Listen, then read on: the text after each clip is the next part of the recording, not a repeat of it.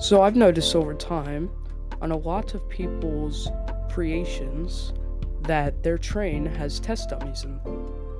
I bet that a lot of people would like to remove them so that they could have better cinematics, just like how No Limits 2 works.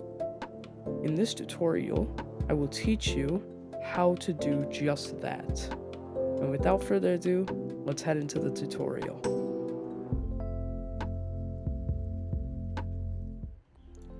Hello everyone, today I will be teaching you how to have a ride in Planet Coaster running without test dummies. Because as you see, if you test it regularly, it's gonna run with these annoying test dummies that can really ruin your cinematics as a whole. They really do not give your coaster a good look and really provide it the kind of cinematics that it needs. So I will be teaching you how to run your coaster without test dummies.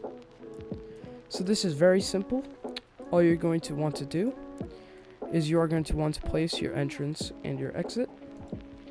Make sure your ride is closed. And then connect entrance to path. You're going to connect whatever queue you want. And if you don't want to have like a real queue when you're showing your ride, or you have a custom queue, you can just place a single piece of path, and then you are going to attach a real piece of path to it that is also very small. Then once you're done with that, you're going to want to go to the operations bar. You're then going to scroll down, and you are going to find the minimum rider load, the waiting time, the minimum, the maximum. You're going to have minimum and maximum all engaged, and you are going to put the minimum to 2 seconds and the maximum to 3 seconds.